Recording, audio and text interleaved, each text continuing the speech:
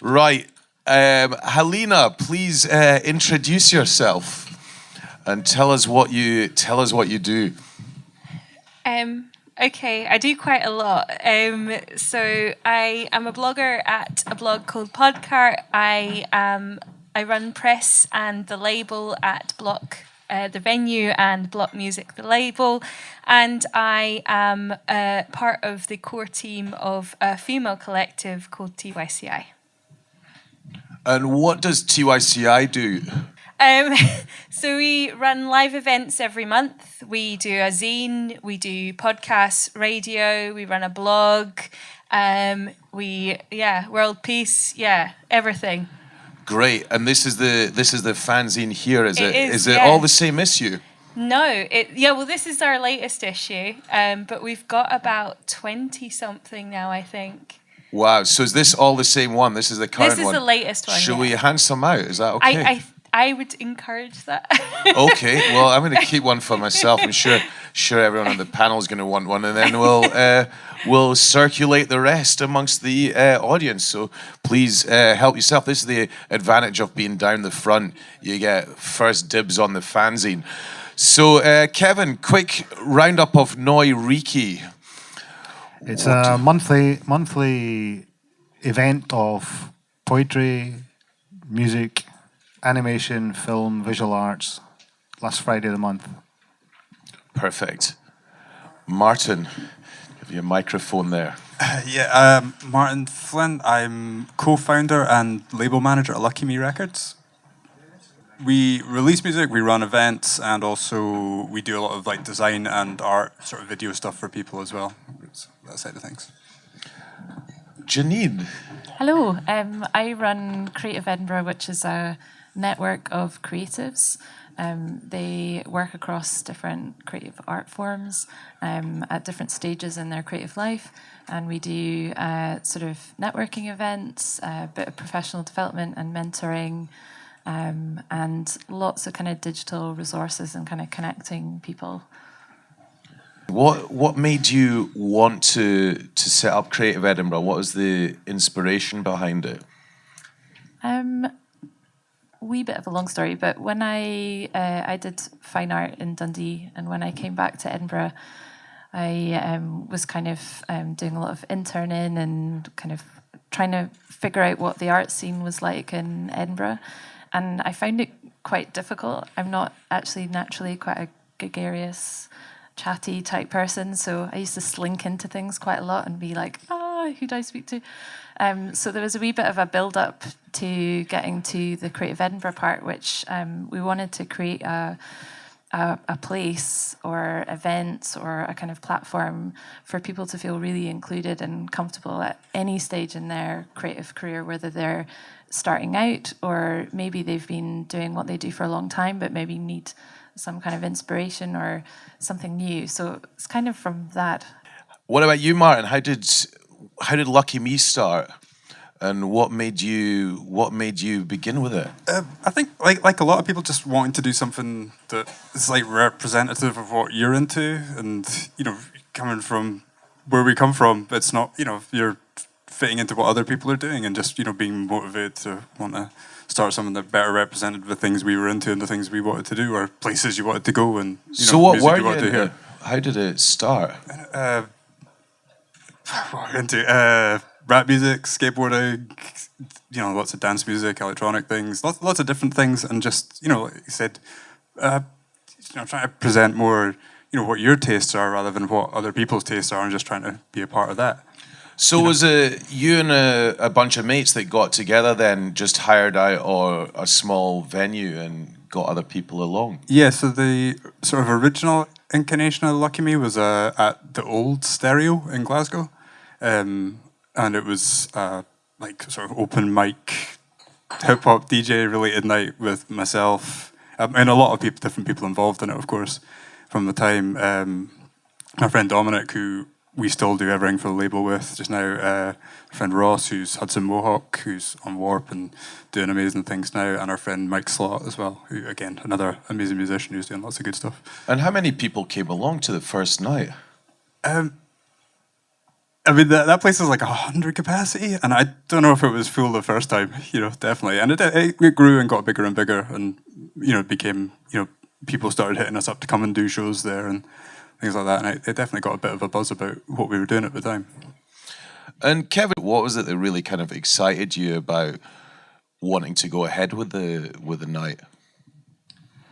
It was partly, it's always been in the right place at the right time. And it was partly because I was really into Edinburgh music. The music scene here. I think it's 2009, I was doing my own radio show. I think I was on Born to Be Wide. I was doing this kind of radio show that was getting streamed and just looking at all the music and getting totally into the scene. And it just seemed like the right time to do things because there was a new wave of writers coming through, mostly in Glasgow. There's a really strong Glasgow scene. And they had some really good clubs in Glasgow as well, Discombobulate and stuff like that. And it made sense to try and do something in Edinburgh. Because I always feel that Edinburgh culturally, it's never apparent just how good it is compared to Glasgow. But it is. And, it just needs more outlets. And now, I think it's really good because there's a lot of good outlets just now. But there wasn't anything like that in Edinburgh at the time. And it needed something like that. I think that's quite interesting because it's going to be something that we come back to soon, but it is the point of something which you want to happen or that doesn't exist yet, that you create something because you want it to happen. And I mean, that's what motivated us to set up Born to Be Wide almost 12 years ago, because we were tired of whenever there was something that was a launch or that seemed to be bringing together Scotland's music community, it was always in Glasgow. And we at that point thought, all right, everyone in Glasgow must know each other and we should really have something in Edinburgh where everyone knows each other or that can bring everyone together. And what actually happened was when we started going to Glasgow more, we realized that everyone didn't really know each other, but quite a lot of people were coming through here to come to Born to Be Wide because there wasn't anything like that in the West. And it's the same with Wide Days. The convention we run is something that is happening here and is bringing together, quite a disparate bunch of musicians and people involved in music. Halina, I guess you've wear so many different hats, but I think it is probably something that hasn't existed before in Glasgow was what you started or co-started with TYCI, and maybe you could talk us through how that came into being and how you went about it.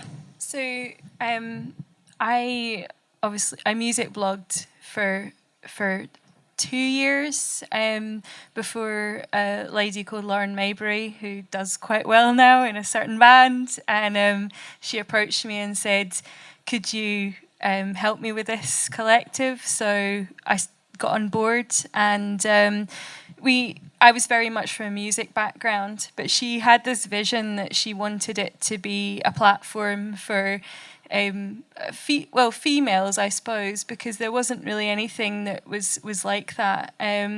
So she obviously wanted it to be welcoming to everyone. I have to stress that it's not just for females. It's I think when people hear the word feminism, it's like, oh shit, I'm going to burn my bra and, I'm going to man bash as much as possible. I'm going to get my vagina out. But that's bullshit, by the way. It's like, it's not like that at all. It's just, you want to be recognised as much as a man or a male is. So it's, I think how rich it was culturally across Scotland, we just needed to expose that. And we then started, we approached Sub-City. So Sub-City started us off, which I have to say Sub-City is one of the best. I suppose LuckyMe would agree. It's like Sub-City is one of the best kind of organic platforms for anyone wanting to do a radio show. So we did that. We started our own podcast. And then the zine kind of came a bit later, but the live shows were one of the first things that we did. We started off in Bloc in Glasgow. So Bloc is 7 nights a week, free music, well, free entry, I should say. Everyone gets paid a fee, everyone gets a rider, everyone gets fed, which is pretty admirable in terms of live music. And so therefore we had a lot of kind of touring bands. And it pretty much just kind of, it's been a whirlwind over the last, our 3rd birthday is in November, and we did Sleater Kinney's after show. We've done bands like Girlpool, who are kind of really coming through the ranks. We've put on artists that are just incredible female artists, and it's not just solo female artists. It's like there's either half the band is female, or there's a front woman, or something like that. And it's I don't know. It's more of a community, I suppose, than anything else. And when you started out, I mean, did you find you had to go knocking on people's doors, or hitting them over the head with it a bit to get them to support what you are doing, or even just to come along to the events? Yes and no. I mean, with women, it was great. It was like, I'm really up for this.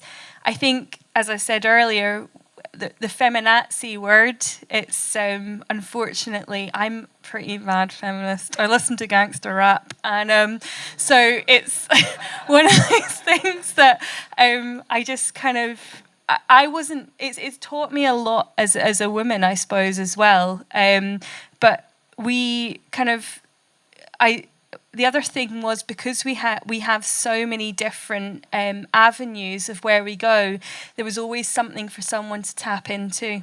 So once they tapped into that initial thing that they were kind of interested in, they kind of discovered that there was a whole lot more to what we did. And I think the overall experience in being part of something that was kind of really exciting and new kind of really enticed them. And that it just kind of went from there. So what that means, someone could pick up the fanzine and go, I like this article, and then that they'll see an advert for the next night that you're doing. Yeah, on the back cover. But the back cover, like, we always advertise our next show. There's always something in there for everyone. It challenges people's opinions as well. I mean, there's even articles in there that sometimes I disagree with, or I have a strong opinion about. And I think that's what one of the most important things is. You have to kind of accept, that everyone is different. And that's the beauty of being within a music community, is that you learn so much from everyone. And I suppose you kind of find the path that you want to go on. Kevin, I think this is something as well with your event. You get a point, you get music, you get literature. I mean, do you think that that's a way of going about it, that you do bring together different areas from within the arts, and that can help you really reach out to a bigger audience? Undoubtedly, it's brilliant when people come along to see a specific. We always put the music on, well, not always, but mostly at the very end, after we've gone through the film and the poetry, spoken word. So hopefully people have sat through it, and also. There's another point which Halina made there, is I think I made one mistake, Rebel Ink, which is quite a big one, even though is that it was too blokey. I only published, I think, about 4 books by women out of 60, and there's a couple of anthologies out of women, but this wasn't right. And I can see it looking back, it was too blokey. Now, I'm quite proud of the fact, we never made a big deal out of me and Michael. We tend to keep this to ourselves the way we work. But, just to give an insight, the majority of people who come to know Reekie are women. And that's not something that's happened by accident. We've tried to create an environment that's not a blokey environment. It's an environment where, women can enjoy the shows. But it's, we're keeping an eye on these things so that we're creating a space that's inclusive for everyone. And we've done that really from the beginning. And I'm quite proud of the fact that it's not a blokey environment. Rebel Ink it could be quite blokey. I mean, Janine, you've got this talent of getting techies and people from the creative industries around, you managed to get them up early in the morning as well. I think that was the hardest part for me. But Janine runs these kind of coffee mornings, and it brings together people from technology, but also from the creative industries, and that's quite an unusual thing to do. I mean, what's your approach? How did you take those early steps? I suppose I was doing a bit of freelancing a couple of years ago, and I was event managing the Touring Festival, which is like the technology festival in Edinburgh, and hanging out with lots of startups and people doing incredibly complex things with coding. I'm totally not techie at all, so it was like way over my head. But a lot of the kind of things that I found fun, so they did as well, like a drink, like music, like culture, whatever. So I thought, there's a lot that creatives can learn from startups and tech companies, and the community here is really strong, as well as our creative community. So it was just a bit of an experiment. We thought, I want to hang out with these people more. I think others would benefit from it. And I also think the tech community really benefits from being around designers and writers and musicians and filmmakers. It sparks ideas in unexpected places. So we run every month in 2 different locations, creative circles. It's 8:30 till 10:30 in the morning. So it's really early for me to get up and do it. There's free coffee, you get breakfast, and it's totally informal. There's no sales pitches or anything like that. It's just generally like chatting. Some people come every month, some people drop in for free coffee and then bugger off. It's you get what you put into these things.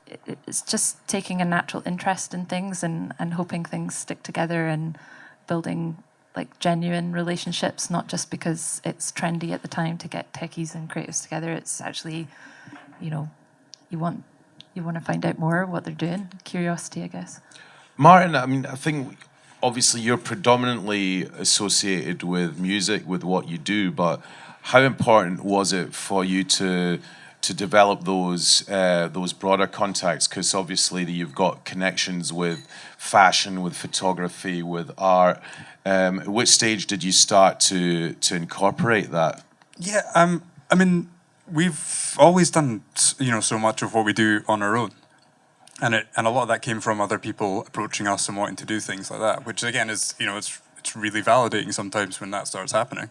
If people are, things you look up to, people start approaching you to do things, that's really good. But, it kind of brings a life into it of itself when you start doing stuff not just for yourself, and you go from doing everything that's in front of you to, working for people and doing stuff to commission and doing other work for people. And did you? It's really vague, isn't it? But I mean, did you, when you started out, did you say, right, we need a designer? How are we gonna get this stuff designed, or did you actually just do it yourself? Yeah, well, my partner in the label, Dominic, is a designer. That's his background is Right. art school, Glasgow Art School, and that's the scene and the sort of crowd that we came out of. So that was a very natural thing for us. And like I said, doing all your own things, and of course you make your own flyers. You don't involve other people. Of course, when you start making records, you design all the sleeves. You learn how to do that yourself, and I mean that goes. That's ongoing. That's still till today as well. How important is the social side of? I mean, how much of the whole creative process is because you're mates and you're able to hang out and do it? As far as like, well, say a club night or a label, both. Yeah, both things. Well, I mean, a club night is it's the people around you and your core group of friends that are, you're doing it for them, and you're doing it so the things that you're excited about you can share with other people, and like I said before, it's like there's always going to be a scene or a crowd of people doing something similar to what you're doing, but if you're trying to be really defined about what it is that's exciting you about all these things, or different things you want to pull together, then doing it yourself is kind of the only way to do it. And you need that core group of friends around you to do it. Otherwise, you're you're just doing it all on your own, and no one's going to come. Do you find folk come up to you as well and just want to get involved? Yeah, absolutely, and that's part of everything. I mean, all the artists we've ever signed for the label, we've never signed anybody off a demo or anything like that. or if we have, it's been sort of through somebody else. It's always been somebody we've either known a while or been introduced, worked with for a while, met in some kind of proper context, and it's been a friend thing more than anything. Like everybody on the label, we've met either through one of the other artists or ourselves through traveling or various other ways. And I mean, is that the same with you two? I mean, if anyone, I guess, if it's a collective, if people have got something they can contribute to what you're doing, then it's just a matter of them offering themselves to take part. Well, we do call-outs. So we have a different poster designer each month for our live events. We have a different person to do our zine cover. And it's to add to their kind of CV and to give them promotion. It's entirely volunteer-run TYCI. So we can't pay. We just don't have the money, but we like to think that we can offer a platform to put their skills out on. And in terms of artists, it's musicians that we've heard through the grapevine or we've kind of encountered, we've seen live before. There's so many different avenues that I can't even kind of compress it into kind of one thing, but we're just really lucky that people are so kind of enthusiastic to take part in something like that is for no payment. But I have to stress as well is that people have gone from this to kind of use it to go on to something else. Well, I would stress as well that you're not making any money out of it, or you're not taking any cash out of it. But I am now working full-time in music because of the stuff that I've done with TYCI and various other things. So I've been lucky enough because of that experience to now go full-time and work in something that I actually want to do. So for me, that is, enough payment. Do you know what I mean? For all the years of doing it for free. So, yeah. And Kevin, how did you go about financing the Reekie? How do you go about it if you're not doing a huge event? Well, we had to start with small. Writers, poets who maybe get 10, 20 quid and a couple of beers. So that's all we had at the beginning. And we had a lot of people, it's like that thing about drawing on your social network. We've got somebody who does the posters for us. He does all the posters for us. He does it for free. He just enjoys doing it. And me and Michael both love the posters that he does. We've got Gavin Fraser, who's an amazing award-winning lighting technician who does the lights for us. And that creates an ambience, and he comes along because he enjoys it. I mean, he gets hardly anything from us, he just enjoys coming along for the night. And the same with the sound guy, Mike, who's been with us from the beginning. He comes along and sets up all the sound, and we pay him, but he's only coming really just to enjoy the night. So we've got a kind of network of people round about us. Without them, it wouldn't work, It wouldn't have worked in the beginning, definitely not, if we didn't have that group of folk. And the same with the music wasn't an integral part in Reekie at the first 3 or 4. It became an integral part. We had a house band. Emel were our house band, and they came up and played a few songs at the end. And then we started asking other artists after that, but it was just a house band, so we had their support as well, plus all their mates would come along and all the rest of it. It's just they were wanting to help because they were I mean, how important then is it if you're trying to launch something, you're trying to build this audience, that you've already got a community around you that can help get the word out? I mean, I have to say that when we started Born to Be Wired, there was just 2 of us, and it really just involved phoning up or emailing everyone that we knew that was involved in music in some capacity and telling them that we were doing a night and we were going to invite someone different each time to just come and play their favorite records.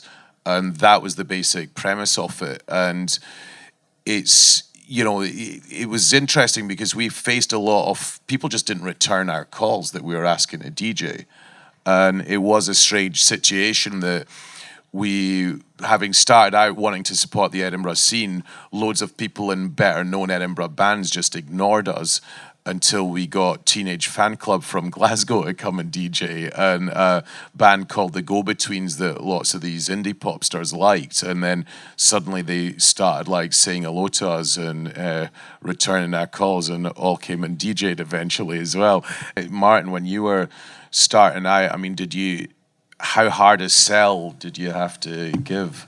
Yeah, I mean, it's almost exactly the same as what you just said. You do it to a small group of people, and it develops from there. If you're doing something good, like an authentically good, people will get into it, and that's kind of, I think, the core of sort of everybody sitting here. It's like, everyone's, you're doing, something that's exciting you. Did you have any real disasters? I mean, we had a night, and we used to tell the bands to tell their friends that they were DJing, or not just the bands, anyone that was DJing, we'd ask them to let their mates know. Quite a lot of folk just never bothered, so they'd turn up to play their self-indulgent DJ set. And I think this is a learning thing. Never do an event in January, and don't get two guys out of a band called the Fusiliers to DJ, because they won't bring any mates, right? So basically, we got one person show up, and he seemed quite happy because he'd obviously not been out for a while. So we just sat there getting hosed up with our mate Colin and listening to the tunes that these two guys were spinning. But did you have anything like that? You had any sort of disasters? Yeah, I mean, definitely. What's the worst one? I don't even know what the worst one is. I mean, we'd done a bunch of events before we started doing things as LuckyMe as well. Like, I've been doing, running my own clubs and events and stuff like that since I was maybe 15, 16 or something like that. And that was purely because I wanted to DJ and bought turntables, and then, right, where do you go and DJ? You got to start your own thing and do things like that. I mean, I'm from Inverness as well, so there's nothing up there. You know what I mean? It's pretty good nowadays. I feel like if I go back now, I feel like everyone's really spoiled. But back then it was upstairs in a terrible pub, booking a function room and things like that, and you did all those things yourself, and to various levels of disaster. Sometimes really good. But did you ever have nights when no one came? Not no one. There'd at least be like your mate and your girlfriend, which makes it even worse. So like those sorts of things. That's not bad. That's double our worst night. Then, yeah. So I feel like we had two DJs, so I guess that kind of evens it out. Yeah. It's very, but it's So I feel like I got a lot of that out of my system, and before we started doing things a bit more organised and a bit more focused. Did you ever have nights where something went really badly wrong? Not so much with Reekie. I think our main problem at the beginning was with bitchy poets when we wouldn't book them, and like poets are bitchy as fuck. Like if you don't book them, like so you're kind of. But we were trying to keep a quality, because I've only ever done organised one open mic thing ever, and that was when Rebel Inc. started. And I swore I'm never going to have another open mic, because we'd had so many writers. This was down in the Unemployed Workers Centre in the early 90s, and two writers who were both quite drunk, and they were both sort of well-published writers with books out. And one of them was up and started abusing the other one while he was like on stage, and the other one turned around and started abusing him back from the microphone, and the other one sort of went, "Yeah, your fucking poetry is shit," and they started squaring up to each other. Like next thing you know, the two of them. So I went up to see my mate Pete, who was taking the door money. He says, "Have you got all the door money?" And he goes, "Aye, well, let's fuck off." And so we just left. And there was about 100 people still in there, and I just had to get second hand how it panned out. I was curious how it panned out after that. But I just thought, I'm never doing an open mic, because it gets self-indulgent. I think there's a place for open mics, if you do short, sharp spits, but you give somebody a microphone and sometimes they'll just go on forever. Are there any things where, apart from not booking bitchy poets, are there any things that you think people should be aware of? I mean, there's bound to be people in this room that are thinking, right, I want to develop an audience for the type of music that my friends and I are making, or we've got an idea for a night or for a fanzine or some kind of collective. I mean, are there any things that you think people should be aware of, or that they should avoid? I think you should avoid trying to be everything to everybody. That's it. And I think everybody here knows that. That's why the events have been successful. You've got to make it your personality has to be injected into it. Otherwise, it'll become bland. You know, even if you try and say, "Oh, I'll get this," if your personality doesn't come through in the events you do, then it's not really that valid. You know, it just becomes, you know, it's like Born to Be Wide is a reflection of your personality, Olaf. You know, it couldn't work. Calling me a wido, yeah. Yeah, but you can't. No, I couldn't. It wouldn't work if you weren't sitting in the centre of it. And although you've got all the other people working around it, you know, it's an extension of your personality. It's same. All these events that we are involved as an extension of our personalities, and you don't be shy about putting your own personality into it in whatever quirky way you want. You know. Halina, I mean, is there anything that you would say that people should be aware of, or things that, any tips, any things that you've learned from bitter experience? Don't slag off anyone else that's doing something that you don't like. It's really annoying. It's really frustrating. If you don't like something, then and you want your voice to be heard, then do it yourself. It's as simple as that. Inject all your energy into doing it. Find the people that want to get involved. You can have all the money in the world, but if you don't have the ideas, you're completely fucked. So the ideas, if you've got them, people will come in the whole Wayne's World thing, and then the money will come later. So it's like, just stick with it. And consistency is a mega thing as well.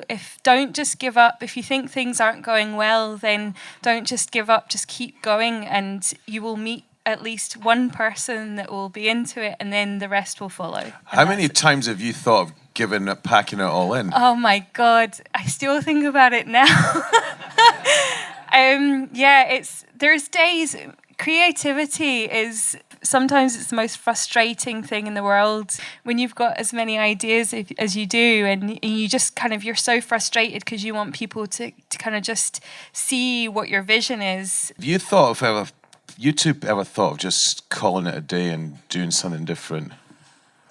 Not calling it a day, but it gets pretty exhausting sometimes doing things, and it's hard sometimes to be like on it all the time and, you know, motivated doing things.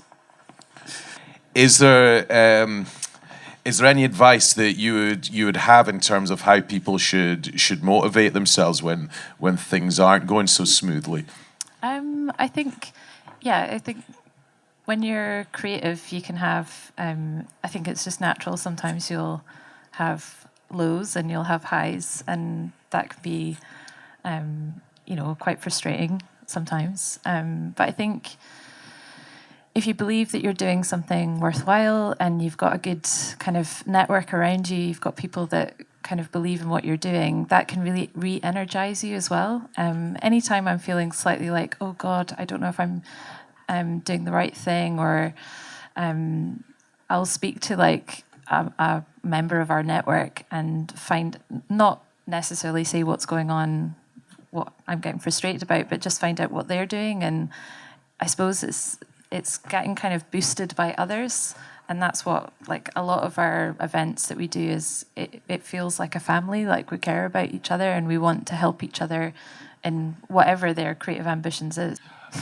I've got a question here from someone actually says, if you were a foreigner recently moved here, what should they be doing to create or build a scene? And I suppose my answer to that would actually be, in the first instance, start meeting people and getting out, because I think where I've seen things founder and where I've sort of come a cropper a long time ago was trying to set something up entirely on my own and not really knowing the people that I wanted to appeal to, which was, largely Spanish speakers here in Edinburgh with a kind of alternative Spanish music night. And whilst they all thought it was a great idea, none of them wanted to pay £2 and would rather go somewhere to listen to shite music because they had San Miguel promotions. So I kind of learned that, and it cost me about £400 to learn that. So, I mean, my what I would say is, like, if you have got ideas, then try and get other people involved and really make it a collective effort. Kevin, have you got any things that you would add to this? I mean, if I just come over from, say, I don't know, Poland or somewhere where people come to Edinburgh from to work or whatever, I'd be looking around saying, is there a really good Polish club here? Is there a club where we can show Polish films and Polish music, or maybe mix it with some of the local stuff, or, try and create, starting off among the Polish community and build it outwards, and, see how you can, integrated with the broader culture going around. And you could do that for anywhere, really. Like, if there's a community, it's hard to do it on your own. But if you're coming from a country where there's a community already there, you can do it. You can do it. You just have to have a bit of confidence, because I think a lot of local people are quite outward looking, when it comes to culture. And in Edinburgh, my experience is that people will tune into all sorts of culture, and they'll always give something in the ear. And people aren't parochial. Scotland, people aren't parochial at all when it comes to culture. Definitely not. We're always looking for stuff that could be a wee bit esoteric or a bit, quite far out there. And say, well, what's this? So, there is opportunities to do it. It's not, the gaps are not all plugged yet. Definitely not. They're always there. And I guess that you should have an idea of what you think, you'd like to do. I mean, I know a friend of mine had to move to kind of fairly dull little town in Norway, having been in Oslo, and she just got exasperated about the fact that she didn't really know that many folk, and there was nowhere to go. So she started hanging out with other parents and set up a reggae event every week for folk to bring their kids to. I guess the wider point is, if you have something that you would like to happen, or a certain type of music, then and it's not happening, then try and find the other like-minded people that want to do that as well. You see someone's got a great idea, they've just come to Edinburgh. What should they be doing if they want to realise that idea? I was going to say two things. So one, they should just do something. Like, they should try out something small if they want to, and they can, if it's a disaster, then they'll learn something and do something different the next time. If it's great, then they can keep it going. So, a lot of times people think, oh, I can't do that because of this and that and this. Just try something, like, give it a go. And the second thing I was going to say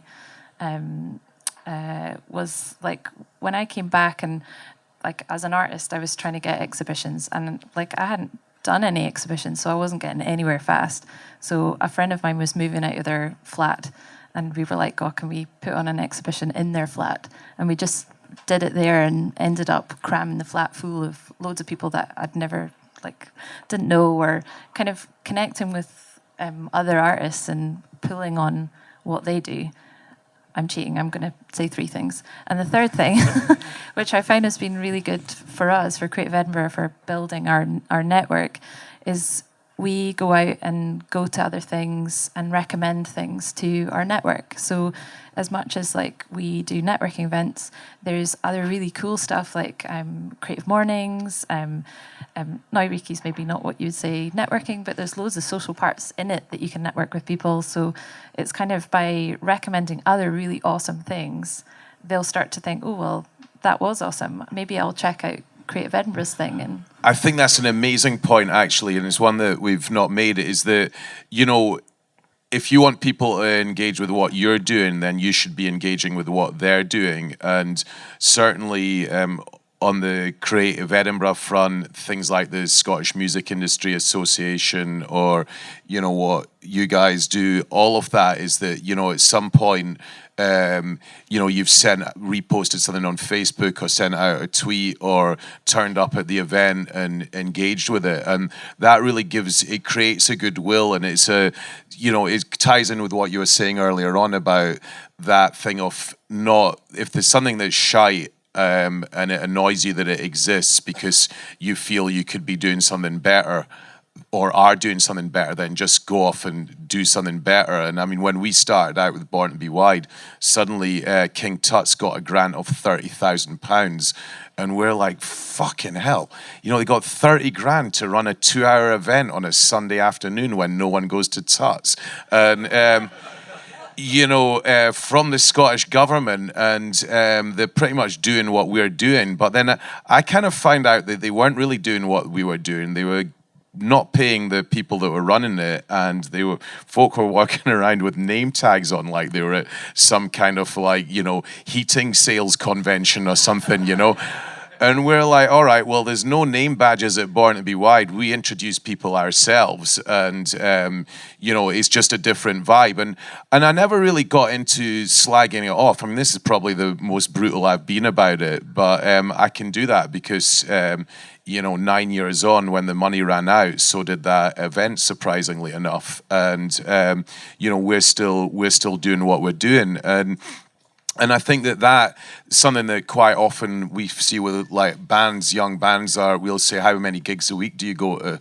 And, you'll be lucky out in a room of 40 people if 5 of them go to more than 1 gig a week. And it is that whole thing of having an exchange and engaging, going along to other people's things as well and building that way. Martyn, have you got anything to add to this? Any words of wisdom? I think what do you go and hang out at other people's clubs, or I do. I don't go out as much as I used to, but I've got a kid now. I'm trying to stay home as much as possible. You don't do that stuff, but you could start a reggae night in your living room. I've actually we've been here to the the kid disco thing. It's good. But I try and go to things, and I definitely go to friends who are doing things, try and support their events as much as possible. And also, I mean, I'm lucky I get to travel a lot. I get to tour with some of our artists and go on things, and that's a big part of things, and seeing where things are, not just locally, but all over the place. Get to see scenes and all these things that you would just read it or see about.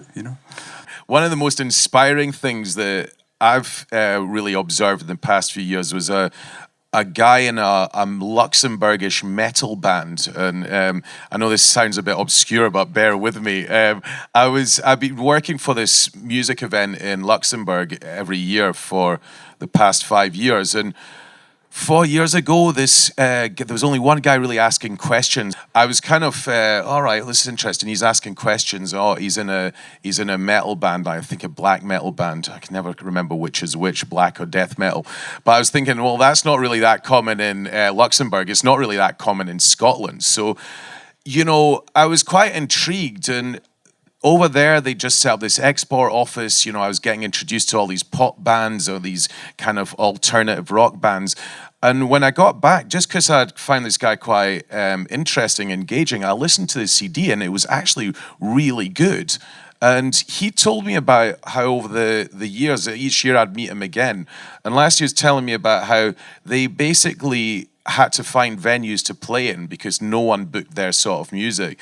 They then had to find their mates to bring into those venues. And then over the coming couple of years, they started contacting people in other countries that were doing that. And now he's working for the Music Export Office in Luxembourg because of the knowledge that he's built up through that scene. But it's the same stuff that anyone can use if they've actually got a mind to it. And I mean, I guess you must be hooking up with other labels and like-minded definitely, and seeing people around us starting labels and starting their own things as well. People who've it's been always really good seeing people who've come to our events, or that's how I met them, starting doing their own things. And there's guys that used to come to our party 5 years ago now who are arguably bigger artists than anybody on the label. You know what I mean? And it's good seeing all that stuff. And in terms of keeping in touch with people or getting the word out, how did you communicate? Because I guess you started out communicating with a fanzine stroke magazine and making that contact. How was it for you? How did you take those sort of first steps to reach a wider audience?